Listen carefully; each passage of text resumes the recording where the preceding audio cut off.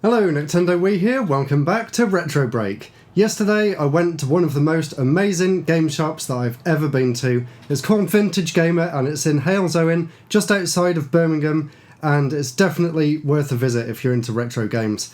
I recorded quite a bit of footage while I was there, so let's go and have a little tour of the shop, and then when we come back we can take a look at all the amazing stuff that I bought while I was there.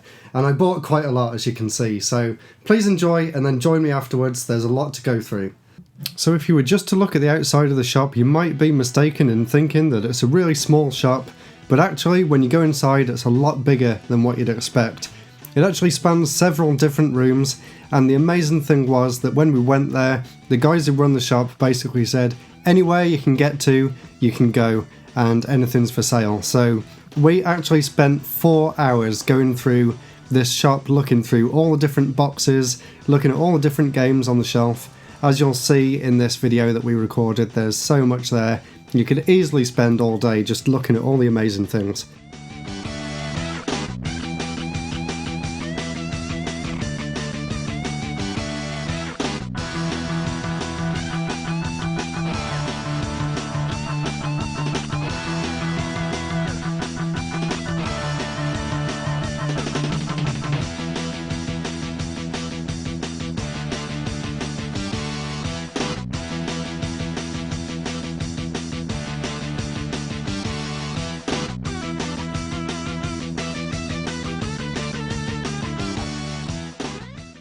There was so much stuff here. Those PS1 games that we just saw there, they were actually stacked 3 layers deep. So of course we were there for a while, like going through all of them. I also love how they had the games displayed here, with the Game Boy games up on the shelf like that, and some of them were even stuck to the shelf. This bit we're looking at here was actually behind the counter, and it was really amazing that they let us go back there. There you can see my friend Jack having a look through all the PSP games. There was also loads of white boxes underneath full of Game Boy games, Game Boy Advance games. You'll see a bit later on we were having a look through some of the Gba games.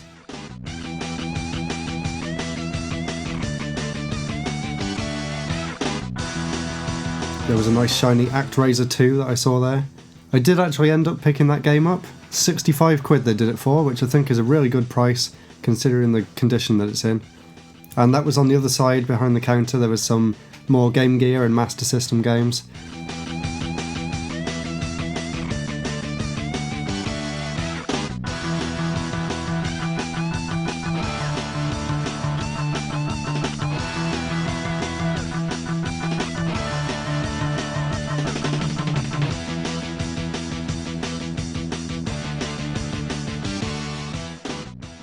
This room here, this was jam-packed with PS2 and PS1 games, and all the way across the top there you can see some Atari stuff, loads of boxed Game Boy and Game Boy Advance games, and then a whole wall of Mega Drive and Master System, and just stacks upon stacks of games. And this was probably my favourite room. This was just stacked like floor to ceiling, everything you could possibly think of. I found a good load of Commodore 64 games.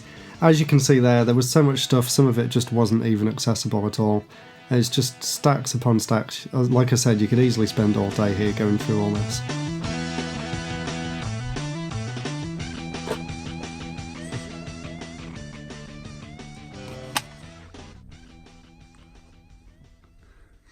Ooh, an RF adapter. It is insane how much stuff's in here. If they've got another copy of Tetris, I'll pick that up as well. What? Commodore C64. Yeah, I bought one, but it didn't load.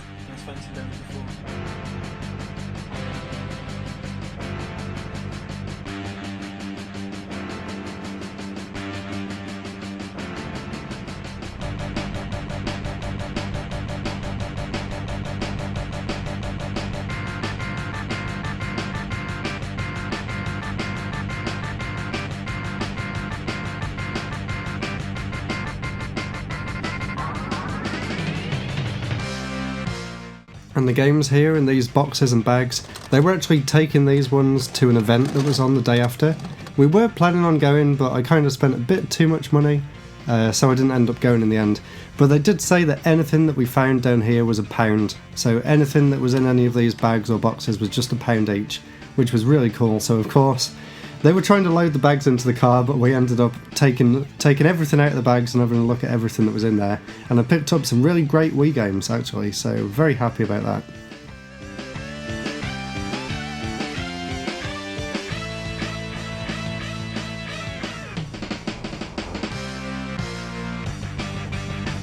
Wow, I really hope you enjoyed that. It was such an incredible shop. I had an amazing time there. Definitely go and check it out if you're ever near the area, or even if you're not, I think it's definitely worth a trip down just to go there. So, let's get started. Where am I going to start? Let's start with the Game Boy games. And I just have to say, I don't know what the individual prices were for all these things, because they bundled it all up at the end and gave me a price for it, and they kind of gave me a really good deal on it. I got some really rare things, which I'll show you in a minute.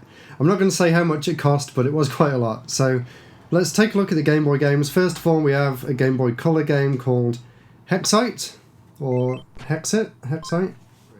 A fairly interesting but fairly basic puzzle game. You basically have to make different hexagons before the computer player does. It's nothing too special, but it's kind of interesting. Next up, we have a game called Fortress of Fear, which, if I'm not mistaken, was actually made by Rare, the company that obviously went on to make Donkey Kong Country, Banjo-Kazooie, all them amazing games. This is one of their very early games, and it plays okay. It's got a nice kind of isometric viewpoint to the platforms, but nothing too special. And talking of nothing too special, I don't even need to explain this. This is Solitaire. Exciting. And this one's an exciting game. This is one I've been after for quite a while. This one's called Daedalian Opus. And it's a really interesting puzzle game. It's kind of like Tetris, but you just have to fill a box up with the different shapes. It's really basic, but it's definitely the sort of game that the original Game Boy really excels at, so very happy to have this one. And last of the original Game Boy games here, we have Popeye 2. I don't know how it compares to Popeye 1, because I haven't actually got Popeye 1, but this one sort of reminds me of Mario Land. And while we're on the topic of Game Boy, here's two more that I got boxed for the Game Boy Color. Let's start with this one. This one's called Poochie Carrot, I think. That's how you pronounce it. Let's try and make it focus. There we go. I do have this game on the PS1, but I don't actually have it on the Game Boy Color, so I'm very excited to get it on the Game Boy Color. It's a really interesting puzzle game that's basically a mix of Breakout and a two-player action game like Multiplayer Bubble Bobble or something like that, or Multiplayer Puzzle Bubble, I mean. So yeah, really interesting game. And one thing that I found really funny with this when I was actually playing it to capture the footage for this video, the translation for the characters in the game must have been done on a really tight budget or by someone who doesn't understand a word of English, because it's hilarious and it makes absolutely no sense. But even so, really happy to have this one. And it's in great condition as well.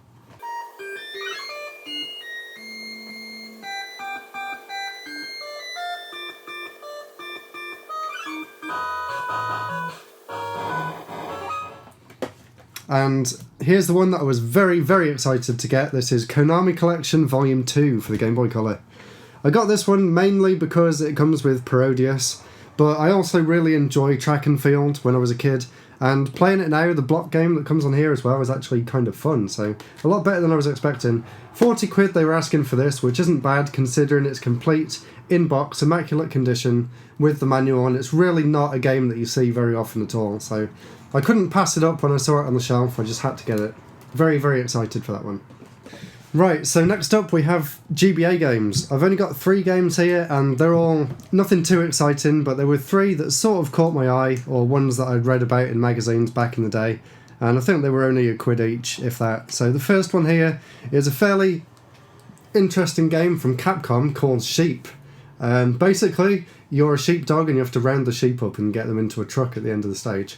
It's kind of a puzzle game, but it's also just sort of some weird simulation thing. And I don't know why Capcom published it. It's very odd, but it's kind of fun though. Better than I expected it to be. A game that isn't very fun though, this one's actually terrible. This is Cruisin' Velocity. It's one of them games that tried to show off the fact that the GBA could do 3D graphics, but it really can't, and this game just goes to show just how badly the GBA could actually do 3D. So really not very impressed, but maybe at the time it was a bit more impressive. And the last game we have here is called Fortress, and this is a kind of interesting one. It plays... yeah, it won't focus. There we go. So this is a kind of... focus! So this is a kind of interesting interesting game. It won't focus, but trust me, it's called Fortress. It's kind of an interesting game, as I said a few times already. It plays basically like Tetris, but instead of making lines, you build up fortresses, as the name suggests. And your opponent on the other side of the screen is also building up their fortress with their Tetris pieces. And then occasionally you get to put down weapons into the pile, and you get to blow up your opponent, which is really fun. So, very interesting game. Quite impressed by this one. It's Fortress for the GBA. Right, where to next? Let's look at Commodore 64, as that was next on the pile.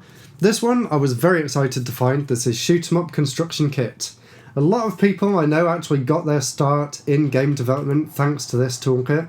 It's not actually a game, it's basically, as the name suggests, it lets you build your own shoot 'em up games.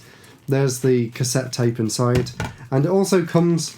I thought this was going to be a poster, but it's actually just the instructions printed on a really big sheet of paper, which is kind of cool. So there you go, that's how complicated this is. So that's how to build your own shoot 'em up. Very cool, and I can't wait to try it out later. Really happy to have this one. And I did as well... there it is. I found this before I found that one, but it was in the pile that they were adding up, so I got it anyway. This is the same thing, I think, Shoot 'em Up Construction Kit, but it's actually just in the tape version. And it just says Toolbox on the front, so I don't know if it's different or not, but it was just another game that I found. There was hundreds of C64 games, but I just picked out some of the more interesting ones. The next one we have here is one called Defenders of the Earth. Yeah, it was also about £1, I think. It looks quite good from the pictures on the back of the box. If anyone's heard of this game, let me know. I'll try and load it up in a bit and put some video over here, but in case it doesn't work, let me know if it was any good. And the next one here, this one looks kind of interesting. It's called Roland in the Caves. And it's got a weird picture of a cave with a load of pink circles with faces on, or pink faces, I suppose. Just climbing up in a ladder, trying to get out of the cave, I suppose. Very interesting cover, so that's kind of what made me want to get this one and see what it's all about. And here, I got Bomb Jack 2 the other day, if you saw my C64 video, so very happy to finally get the original Bomb Jack, which is what I thought Bomb Jack 2 would be like, so very excited to try this one out. One of my favourite 80s arcade games. And a few other things that I was really excited. If you can't tell already, I was very excited about everything that I found. Here's 2 Commodore 64 cartridges, or I think you call them cartridges anyway. They plug in where the disc reader goes, usually. So you don't really see these very often, so I had to get these when I saw them. They are Jupiter Lander, which I'm guessing is sort of like Lunar Lander, and the other one was Terminator 2, so really cool to have these. I'm going to try them out a bit and see if they work. I'll put them over there. What next? SNES. SNES is a good start. This SNES game here, this is one that I've had on my wish list for a long time. This is Rock and Roll Racing. And this game was really well known at the time for being one of the first games ever to use real music, or as close to real music as the SNES could get. But even so, it still sounds kind of impressive, and there's actually a narrator that narrates the race while you're actually playing. I was really enjoying playing this one last night actually, so very happy to have this. And another SNES game here, you've probably seen what it is, being in the pile there. This is the main purchase out of the whole lot, I think. I was super excited to find this one, and they did it for a really good price. They did it for $65. This is mint condition ActRaiser 2 for the SNES. Super excited to get this. It's actually the last game from Quintet that I needed to finish off their games. I'm planning in the future to do a video on Quintet, the company that made games like Illusion of Time, Soul Blazer, ActRaiser 1 and 2, Terranigma. All those amazing games came from one company, and I can't wait to share some more information with you in the future. So there it is. I'm going to take it out now, and you can see the box, see the cart and the manual, but absolutely perfect condition. There's not a scratch on this box whatsoever. And if we take these out here, ooh, there's the game. It is the American version, but I'm going to play it on the Super NT anyway, so it doesn't really matter. The cart itself actually looks like it's in really good shape as well, so super excited about this one. And also, of course, came with the instruction book, which is in full colour. I always enjoy it when instructions are in full colour. And it also came with the SNES warning thing, and this thing to say, go and subscribe to Club Nintendo. So really cool to have all this. And it looks like it's hardly been touched. There's not a scratch on it. Amazing stuff. So that's probably the most exciting thing that I got, but there's still a lot more to go through. So there's 2 PS2 games here, and then there's a lot of Wii games which I got for £1 each. They were going to take them to some event that was on today actually, but I didn't end up going in the end. So the 2 PS2 games I picked up, this is Theme Park World. I used to absolutely love playing Theme Park World on the PC back in the day, but obviously as computers move on, things become impossible to actually play, so it's really good to have a console version of Theme Park World. Really excited to try this one out again. I used to really enjoy playing it. And here, this is a really interesting game. I didn't even know this one existed. This is Wetrix 2, or it calls itself Aqua Wetrix. Ooh, that's a bit of a tongue twister. Aqua Wetrix 2.0. Yeah, there we go. So really intrigued to see what this one's about. I love the original Wetrix on the N64 and the Dreamcast. So really cool to have this to add to my collection. And a game that I didn't even know existed, which is kind of rare these days. So really excited about that. Now we have a lot of Wii games to go through. The first one here, unfortunately, some poor soul spent 20 quid on this back in the day. I tried the game earlier and it is awful. It's so bad. I found out I actually recognised the game, and that's because I played it in the arcades. It was actually one of the... oh, what's it called? It was actually one of the Fast and Furious arcade games, but they lost the licence to it. This is called Cruising. So actually it doesn't have anything to do with the other cruising games, and it is really, really bad. So would not recommend, especially for 20 quid, but for £1 you can't really go wrong.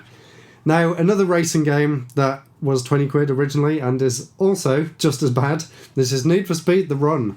Me and Jack were playing it yesterday and it is absolutely dreadful. I just wonder how quickly they rushed this game out the door. The way the cars handle is absolutely ridiculous. You go over gravel and it doesn't even slow down your car at all. We didn't even have to use the brake or the drift or absolutely anything, and we still came in first. Terrible, terrible game, but for £1 it's kind of interesting, and I do like the Need for Speed series, so it's kind of sad when games like this come along and it sort of sours the whole experience.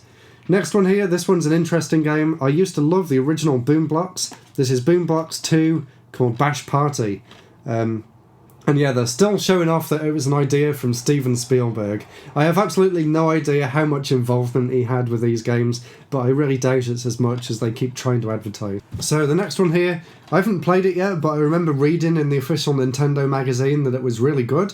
And it's actually got a quote from the official Nintendo mag from February 2009 here, and it says, "An essential game for all you megalomaniacs." So I'll give this one a go in a bit and put some footage over the top of this video. Really intrigued to see what it's like. The next one here, surprisingly, I'd never actually owned it myself. I'd only ever played it at Jack's house. This is Mario Strikers Charged Football. I've played the GameCube one, but I'd never actually owned the Wii one before, so really excited to have this. It's quite fun actually, considering I don't really like football that much. The next one here is Dirt 2. This one is far better than the other 2 racing games that I showed off earlier. This one you actually need to have a little bit of practice to actually get good at the game, and it actually feels like you're driving, not just like you're some cube floating along the street, so very happy to have this one. I do quite like the Dirt Rally games. Next up we have Puzzle Quest. I've actually got this on the DS and the PS2, but it's great. It's a great game if you're into your puzzle games and your sort of adventure games as well. It's a really nice mix of the two, and it plays really well on the Wii as well. So really happy to have this one. And another puzzle game that plays really well on the Wii, but definitely not one of the best, and some poor soul actually spent 40 quid on this back in the day. This is Bust-A-Move, I was going to say the latest entry in the series, but it came out in 2007, so yeah, this is probably actually classed as retro now, which is a bit crazy to think. So I haven't actually played this one yet, but I'll give it a go in a bit, and just like on the other ones, I'll put a bit of gameplay over the top. And we're almost there. The last game that I got from Vintage Gamer, this is Goldeneye Double-Oh-Seven. We played a little bit of it in 2-player yesterday, but it's really nothing too special, and it doesn't really have the same sort of atmosphere as the N64 game did, unfortunately. But it did come with a really nice gold controller, which I wish I picked up, because they did actually have it there, but I didn't think about getting it, so... Phew! That's all the games that I picked up while I was at Vintage Gamer, the most amazing game shop that I've been to in a long time. Highly recommend it if you're into retro gaming or game collecting. Definitely go and check them out. I'll put a link in the description to their Facebook page so you can go and have a look. I think they do post as well, so if you see anything interesting on there you can always let them know, and I'm sure they'll sort you out a good deal if you want to pick a few things up like I did. So anyway guys, thank you so much for watching. I really hope you enjoyed this video, and I'll see you again next week for another one. Goodbye!